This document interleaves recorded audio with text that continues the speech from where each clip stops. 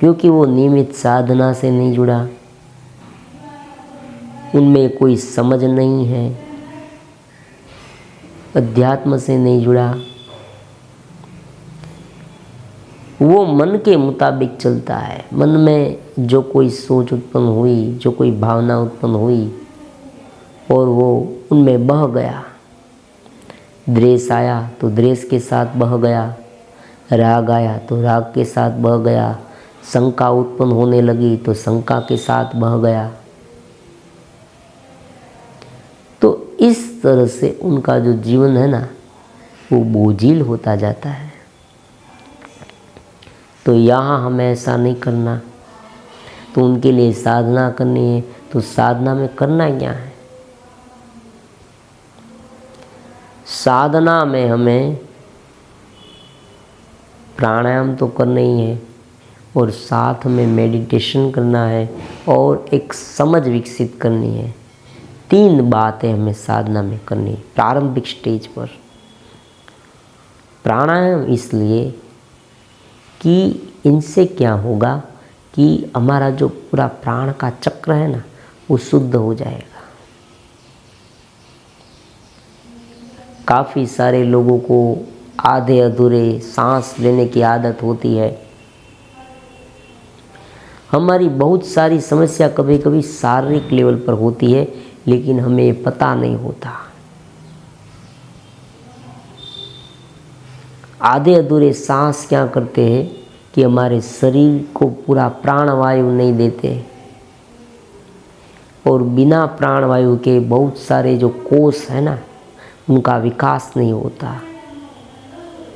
तो हमारे यौगिक शास्त्र में और नियमित रूप से संध्या करने की जो बात बताई गई है शास्त्र में, ये बात यौगिक शास्त्र में से ली गई है। उसमें सुबह पर प्राणायाम करने की बात की गई है। मैं कहता हूँ हर एक व्यक्ति को जो हमारे साथ जुड़ा है, उसे 2 बात करनी। एक तो ट्रस्ट रखना है, विश्वास, क्योंकि हमें जो आनंद की अनुभूति हुई है वो हम किसी भी तरह से आपको करा के ही रहेंगे। एक बार जुड़ के देखें तो सुबह पर आपको नियमित रूप से प्राणायाम करने हैं। बहुत इम्पोर्टेंट बात है।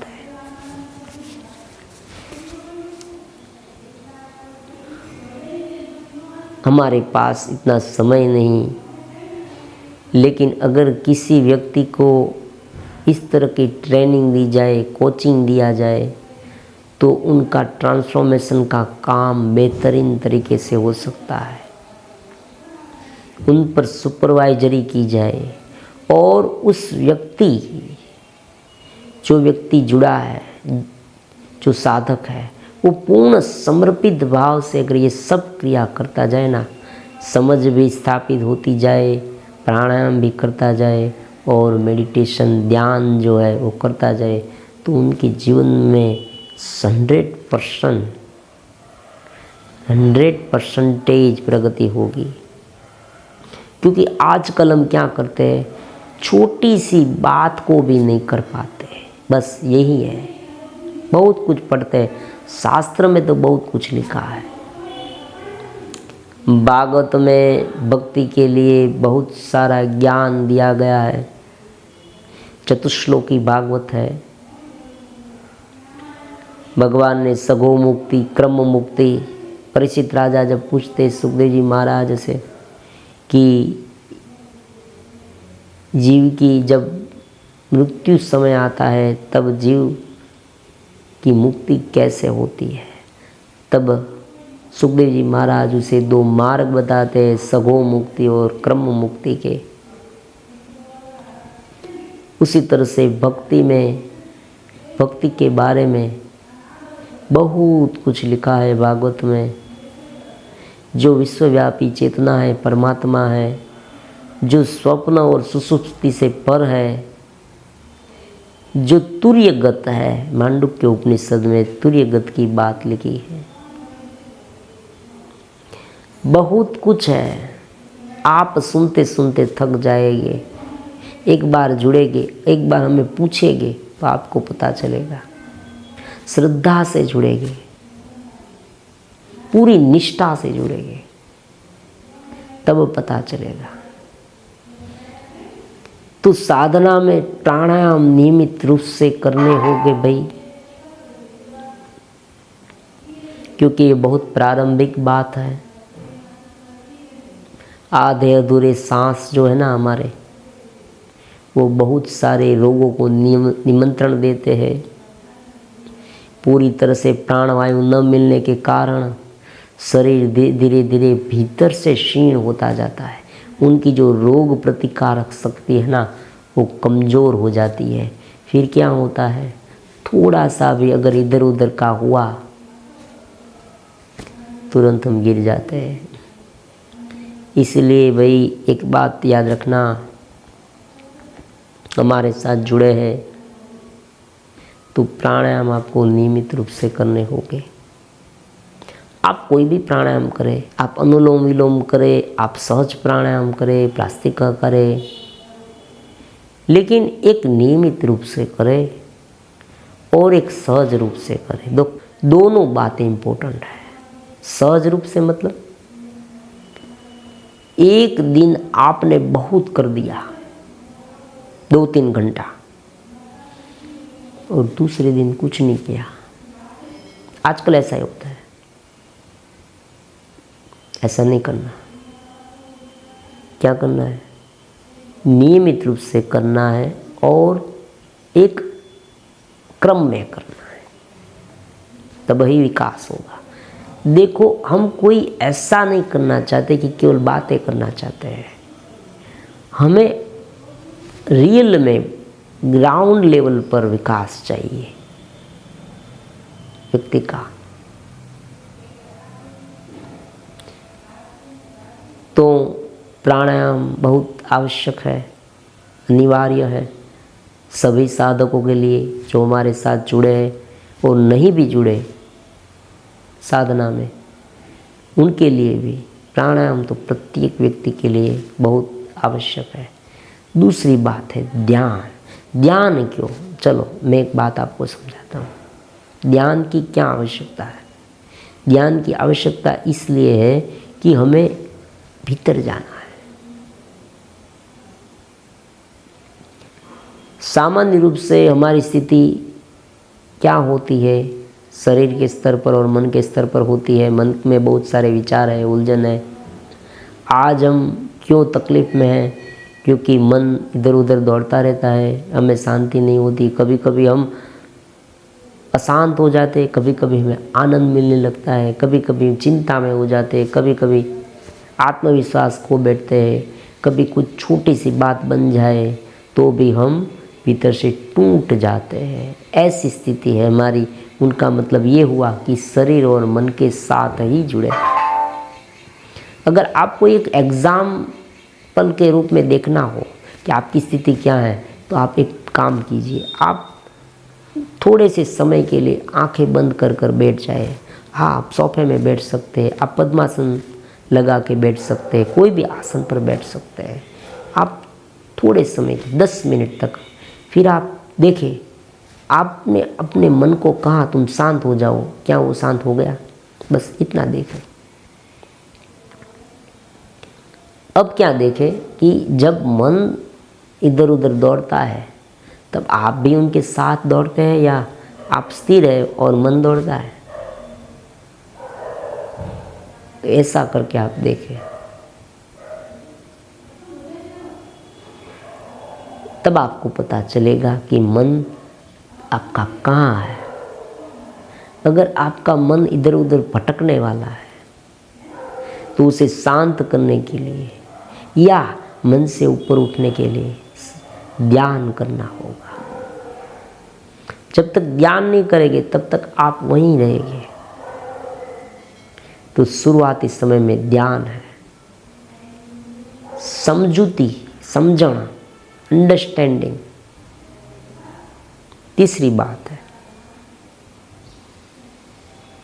उससे ज्ञान कहते हैं शास्त्र में। अगर हमें मालूम ही नहीं है कि ये जो चीज़ है वो क्या है, तो हमें शांति नहीं मिलेगी। परमात्मा यही तो कर रहे हैं। दूसरे अध्याय में भगवान ने सोचानम सोचस्तम प्रज्ञानवादस्यम के ज्ञान की शुरुआत की, और ज्ञान के बारे में भगवान ने यह भी कहा कि देहिनोऽस्मि यथा देहे कौमारम यौवनम जरा तथा देहांतर प्राप्ति विरस्तत्र मुह्यति। ये सब परमात्मा ने क्यों कहा? न त्वेवाहम जातु न त्वं नेमे जनाधिपा क्यों कहा? न हन्यते हन्यमाने शरीरे क्यों कहा? स्थित दी का भाषा क्यों कहा? इसलिए कहा कि परमात्मा ये चाहते हैं कि हम ये जगत को समझ ले। ये जगत का जो स्वरूप है ना, वो दिखता है, वो व्यक्त भी नहीं और अव्यक्त भी नहीं। असतो विद्यते भावो ना भावो विद्यते सत। ये सत्य भी नहीं और असत्य भी नहीं, अनिर्वचनीय है, ऐसा परमात्मा कहते हैं। ये समझना है हमें, ये अनिर्वचनीय है। इसे समझूती कहते हैं, अंडरस्टैंडिंग कहते हैं, उसे ज्ञान कहते हैं। कोई ब्रह्मचर्य का पालन करता है तो अगर दबा कर बैठ जाता है, मन में जैसे ही कोई सोच इधर उधर की आए उसे दबा देता है, ऐसी बात नहीं। आप एक समझ करें, आप ये समझे कि भाई ये इंद्रिय के विषय है, तो आपको ये पता होना चाहिए कि इंद्रिय हमारी कितनी है, कौन कौन सी इंद्रिय है हमारी, ये सब आपको पता होना चाहिए। फिर आपको ध्यान करना है और प्राणायाम, बस इतना करना है और रूटीन कर्म करने हैं। जैसे जैसे आपको, देखो मैं फिर से कह देता हूँ, आपको ये सब सहज लगेगा, आप कहेंगे इतना ही, लेकिन जब आप करेंगे तब आपको मालूम होगा कि ये भी नहीं होता आजकल। आप करें फिर देखें क्या ये होता है। और ध्यान में केवल ध्यान करके रह जाना ऐसा नहीं, उसमें भी बहुत सारी अलग अलग स्थितियाँ आती है। शुरुआत की स्थिति है वो ऐसी है कि जब आपका मन अत्यंत चंचल होता है, आप उनमें मंत्र जाप कर सकते हैं, आप स्वरूप ध्यान कर सकते हैं, आप ओमकार की जो अहम ग्रह साधना है ओम ऐसी साधना कर सकते हैं। आप उसमें अलग अलग चक्र पर ध्यान कर सकते हैं। आप इन सब का साक्षी बन के ऐसा जो निरालंबन ध्यान कर सकते हैं, और इस तरह से धीरे धीरे आपकी प्रगति ऊपर होगी। आपके जो चक्र है ना वो जागृत होते जाएंगे, और धीरे धीरे ये जो सहस्त्रसार है ऊपर का, वहाँ से आपको चेतना मिलने लगेगी। ये बहुत लंबी यात्रा है। मेडिटेशन मतलब ध्यान जो है वो तो केवल एक प्रारंभ है। पतंजलि योग शास्त्र में जो 8 अंग है उसमें यम नियम आसन प्राणायाम आता है, धारणा प्रत्याहार। तो उसमें जैसे जैसे आप आगे बढ़ते जाएंगे, धारणा करें, प्रत्याहार, पहले इंद्रिय से वापस उठे, फिर प्रत्याहार करें, फिर धारणा ध्यान करें, धारणा धारे, अपनी स्थिति को मजबूत बनाए, उनका नाम धारणा है। फिर ध्यान शुरू करें।